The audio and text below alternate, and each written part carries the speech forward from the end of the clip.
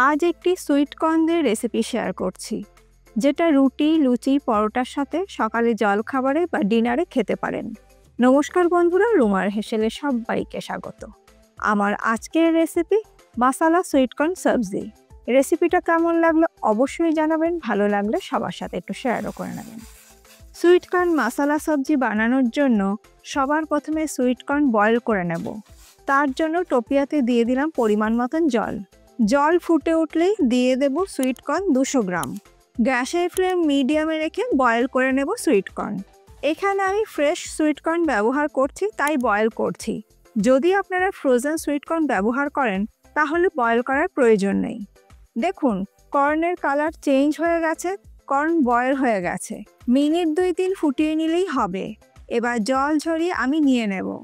রান্নাটা করার জন্য ফ্রাই প্যানের মধ্যে দিয়ে দেব 1 টিস্পুন সাদা তেল, আর দেব 2 ছোট কিউব বাটার।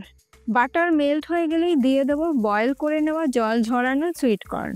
এবার গ্যাসের ফ্লেমটাকে হাইতে করে দিয়ে কর্নগুলোকে ফ্রাই করে নেব, যতক্ষণ না পর্যন্ত কর্ন ফুলে যায়। খুব বেশি সময় লাগে না, 1 থেকে 2 মিনিট একটু ভেজে নিলেই হবে। দেখুন, কর্নগুলো কিন্তু ফুলে গেছে। তুলে নিয়ে রেখে দিচ্ছি আলাদা একটা পাত্রের মধ্যে। কর্ন ভেজে তুলে নেবার পর এবার গ্রেভি তৈরি করে নেব। তার জন্য ফ্রাই প্যানের মধ্যে দিয়ে দিচ্ছি আরও 2 টেবিল স্পুন তেল। তেল গরম হয়ে গেলে ফোড়নে দিয়ে দেবো 1/2 টিস্পুন গোটা জিরে। 30 থেকে 40 সেকেন্ড ফোড়নটাকে ভেজে নেবার পর ফোড়নে থেকে যখন সুন্দর গন্ধ বেরোতে শুরু করবে, তখন আমি এর মধ্যে দিয়ে দেবো একটি বড় সাইজের একদম মিহি করে কুচনো পেঁয়াজ। মিডিয়াম ফ্লেমে পেঁয়াজটাকে হালকা করে ভেজে নেব। খুব বেশি লাল করে কিন্তু পেঁয়াজ ভাজার দরকার নেই। পেঁয়াজের কালার যখন ট্রান্সপারেন্ট হয়ে যাবে, তখন আমি এর মধ্যে দিয়ে দেবো কুচনো লঙ্কা। এখানে আমি একটা কাঁচা লঙ্কা কুচিয়ে দিয়েছি। ঝালটা অবশ্যই নিজেদের স্বাদ মতন ব্যবহার করবেন। আবারও সব কিছু একসাথে ভেজে নেব। পেঁয়াজ আর লঙ্কা 1 মিনিট ভেজে নেবার পর এর মধ্যে আমি দিয়ে দিচ্ছি 1 টেবিল স্পুন আদা রসুন বাটা। এবার পেঁয়াজ, আদা, রসুন একসাথে ভালো করে কষিয়ে নেব, গ্যাসের ফ্লেমটাকে লো টু মিডিয়ামে রেখে। আদা রসুনের কাঁচা গন্ধ চলে গেলে এবার আমি এর মধ্যে দিয়ে দেবো 1/2 টিস্পুন হলুদ গুঁড়ো, আর দেব রেড চিলি পাউডার 1/2 টিস্পুন, আর দিয়ে দিলাম কাশ্মীরি লাল লঙ্কা গুঁড়ো 1 টিস্পুন। কাশ্মীরি লাল লঙ্কা গুঁড়োটা দিলে রঙটা কিন্তু খুব সুন্দর হবে। আর দিয়ে দিলাম ধনে গুঁড়ো 1 টিস্পুন, জিরে গুঁড়ো দিয়ে দিলাম 1/2 টিস্পুন। গ্যাসের ফ্লেমটাকে লোতে রেখে সব কিছু একসাথে ভালো করে মিশিয়ে নিয়ে 1 থেকে 2 মিনিট একটু কষিয়ে নেব। মিনিট 2 কষিয়ে নেবার পর এবার আমি এর মধ্যে দিয়ে দিচ্ছি 3টে মিডিয়াম সাইজের কুচনো টমেটো। টমেটোটা দিয়ে মশলার সাথে ভালো করে মিশিয়ে নেবার পর এবার আমি এর মধ্যে দিয়ে দেবো স্বাদ মতো নুন। নুন দিলে টমেটো তাড়াতাড়ি নরম হয়ে যাবে। নুনটা দিয়ে সব কিছুর সাথে ভালো করে মিশিয়ে নেবার পর ঢাকা দিয়ে গ্যাসের ফ্লেমটাকে লোতে করে দিয়ে একটু রান্না করে নেব। অপর দিকে একটা মশলা তৈরি করে নেব। তার জন্য গ্রাইন্ডিং জারের মধ্যে আমি দিয়ে দিচ্ছি 2 টেবিল স্পুন ভাঙা কাজু। যদি আপনারা গোটা কাজু ব্যবহার করেন তাহলে 7-8টা দিলেই হবে। আর দেব 4 মগজ 1 টেবিল স্পুন। অল্প পরিমাণে জল দিয়ে এটার একটা পেস্ট আমি তৈরি করে নেব। দেখুন, কাজু আর 4 মগজটা আমি খুব ভালো করে বেটে নিয়েছি। অপর দিকে দেখুন, লো ফ্লেমে মিনিট 10 রান্না করে নেবার পর টমেটো কিন্তু বেশ নরম হয়ে গেছে, আর নুন দেওয়ার কারণে টমেটো কিন্তু ভালোভাবে গলেও গেছে। সব কিছু ভালো করে মিশিয়ে নেবার পর এবার আমি এর মধ্যে দিয়ে দিচ্ছি 1 টিস্পুন ড্রাই রোস্ট করে নেওয়া কসুরি মেথি।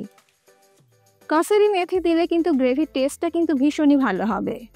কসুরি মেথিটা দিয়ে টমেটোর সঙ্গে ভালো করে মিশিয়ে নেবার পর এবার আমি এর মধ্যে দিয়ে দেবো কাজু আর 4 মগজের পেস্ট। আর গ্রাইন্ডিং জারের মধ্যে সামান্য জল দিয়ে বাকি মশলাটা আমি দিয়ে দিলাম। এবার গ্যাসের ফ্লেমটাকে লোতে রেখে সব কিছু একসাথে ভালো করে মিশিয়ে নিয়ে কষিয়ে নেব। মশলা যত ভালো করে কষানো হবে, গ্রেভির টেক্সচারও ভালো হবে আর রান্নার স্বাদও ভালো হবে। এখানে আমি একটা কথা বলে রাখি, গ্রেভি রিচ করার জন্য আমি কাজু আর 4 মগজ দুটোই ব্যবহার করেছি।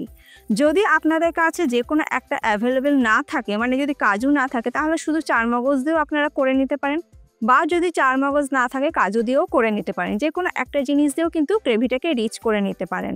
মশলাটা ভালো করে কষিয়ে নেবার পর এবার আবারও ঢাকা দিয়ে গ্যাসের ফ্লেমটাকে লোতে করে দিয়ে মশলাটাকে একটু কুক করে নেব। লো ফ্লেমে মিনিট 3 কুক করে নেবার পর দেখুন, মশলা থেকে তেল সেপারেট হয়ে গেছে। মশলাটা কিন্তু খুব ভালো করে কষানো হয়ে গেছে। এবার আমি এর মধ্যে দিয়ে দিচ্ছি 1/2 কাপ পরিমাণে জল। খুব বেশি জল ব্যবহার করার দরকার নেই, কারণ এটা ঠিক গ্রেভি হবে।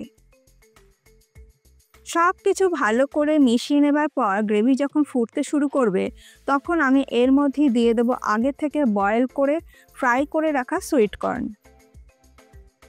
মশলার সাথে সুইট কর্ন ভালো করে মিশিয়ে নেবার পর দিয়ে দেব 1/2 টিস্পুন গরম মশলা গুঁড়ো, আর দেব ফ্রেশ ধনেপাতা কুচি।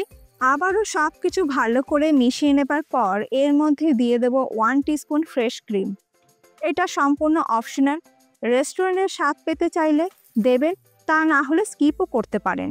ফ্রেশ ক্রিম ছাড়া করলেও কিন্তু এটা খেতে ভীষণই ভালো হয়। এখানে আমি একটু রেস্টুরেন্টের স্বাদ আনার জন্য ফ্রেশ ক্রিমটা ব্যবহার করলাম। আর যদি আপনাদের কাছে ফ্রেশ ক্রিম না থাকে, তাহলে দুধের সরও কিন্তু ফেটিয়ে নিয়ে সেটাও ব্যবহার করতে পারেন। ফ্রেশ ক্রিমটা দেবার পর ভালো করে মিশিয়ে নিয়ে গ্যাসের ফ্লেমটাকে লোতে করে দিয়ে ঢাকা দিয়ে আরও মিনিট 2 কুক করে নেব। মিনিট 2 কুক করে নেবার পর আমাদের সুইট কর্ন মশলা কারি একদম রেডি। একদম শেষে স্বাদটাকে ব্যালেন্স করার জন্য দিয়ে দিচ্ছি খুব সামান্য একটু চিনি, কারণ এখানে অনেকটা পরিমাণে কিন্তু আমরা টমেটো ব্যবহার করেছি। টমেটো টক ভাবটাকে ব্যালেন্স করার জন্য সামান্য একটু চিনিটা কিন্তু অবশ্যই দেবেন। আর আপনারা চাইলে এই পর্যায়ে কিন্তু একটু বাটারও অ্যাড করতে পারেন, তবে আমি আর করছি না।